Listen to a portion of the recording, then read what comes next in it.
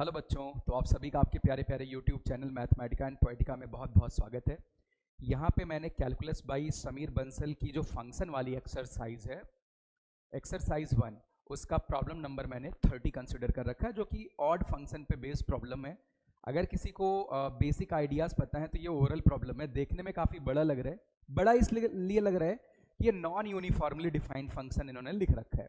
Right, तो फटाफट सवाल पे आते हैं।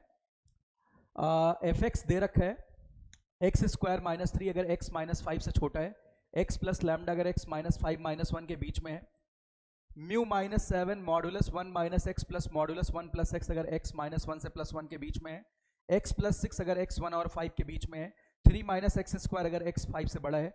If F x is an odd function then lambda plus mu will be, ये अपने को बताना है।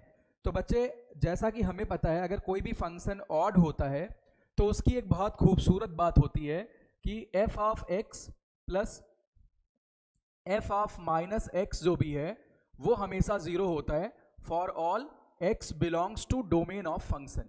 ये वाली बात आप में से लगभग सबको पता होगी या पता होनी चाहिए, ठीक है। अब देखो भाई, एक और बहुत बेहतर बात आती है। ऑड फंक्शन को अगर हम डिफाइन करें, अगर हम कहें कोई भी ऑड फंक्शन अगर ओरिजिन पे कॉन्टिन्यूअस है, ओरिजिन पर अगर कॉन्टिन्यूअस है तो फंक्शन की वैल्यू ओरिजिन पे पक्की बात है जीरो आती है। आपको यहां दिख भी रहा है, x इक्वल टू 0 डालने से f0 0 आएगा। यानी कहने का अर्थ बच्चे ये है कि जो भी ऑड फंक्शन है उसका ग्राफ ऐसा भी हो सकता है, अगर मान लो ओरिजिन पे कॉन्टिन्यूअस नहीं है, कुछ इस तरीके से। राइट, बट हमें पता है कि अगर मैं x बराबर 2 पे जो आउटपुट आ रहा है उसको मैं जोड़ दूं x बराबर -2 वाले आउटपुट के साथ, तो जो रिजल्टेंट आएगा दैट विल बी 0। ये बात लागू हो रही है, ठीक है। तो क्यों ना इसी डेफिनेशन से चेक कर लिया जाए। बोलो सर, जरा चेक करके दिखाओ। x -5 से छोटा है तो ये वाला फंक्शन है एक्स स्क्वायर माइनस 3, और 5 से बड़ा है तो 3 माइनस एक्स स्क्वायर है। अगर मैं कहूं -5 से छोटा है, चलो x बराबर -6 पुट करते हैं, तो भाई +6 पे जो वैल्यू आएगी उनका जोड़ 0 होना चाहिए। आप पुट कर लो बच्चे, आप पुट कर लो बच्चे। जैसे आप -6 पुट करोगे तो -6 का स्क्वायर -3, 3 माइनस 6 का स्क्वायर वो 0 ही आएगा। ये बात समझ आई। अब बच्चे आगे चलते हैं।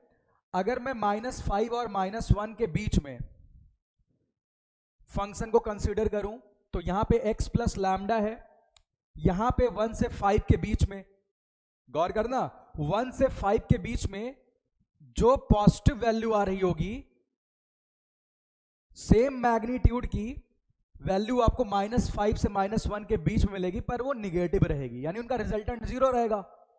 या ऐसा भी कह सकते हैं 1 से 5 के बीच में जो निगेटिव वैल्यू आ रही है, -5 से -1 के बीच में सेम मैग्नीट्यूड की पॉजिटिव वैल्यू मिलेगी, रिजल्टेंट 0 रहेगा। तो मैं भैया -5 से -1 के बीच का कोई नंबर ले लेता हूं। आपका मन कर आप k ले लो, k भी ले सकते हो, कट जाएगा, लेकिन मैं कोई नंबर ले लेता हूं। मैं कहता हूं यहां -4 ले लेता हूं। क्या लेता हूं बच्चे? -4, और दूसरे वाले में भाई +4, वैल्यू सेम लेनी है। तो ये 0 होना चाहिए डेफिनेशन से। यहां आप -4 रखेंगे प्लस लैम्डा, और दूसरे में 4 + 6, दैट शुड बी 0। यहां से बच्चे लैम्डा की वैल्यू तुम्हें -6 मिल जाएगी। अब बारी आती म्यू की। तो मेरा कहना है जैसा आपको ग्राफ 0 से 1 में दिखेगा, अपोजिट मैग्नीट्यूड का ग्राफ आपको -1 से 0 मिलेगा।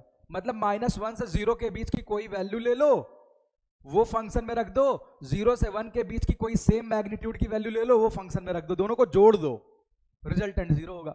सबसे अच्छी वैल्यू कौन सी है? And point 1। सबसे अच्छी वैल्यू कौन सी है? And point 1। या आप ये भी बात यूज कर सकते हैं, अगर फंक्शन x बराबर 0 पे कॉन्टिन्यूअस है, ऑड फंक्शन है, तो मुझे पता है ये फंक्शन कॉन्टिन्यूअस है। कैसा फंक्शन है बच्चे? कॉन्टिन्यूअस।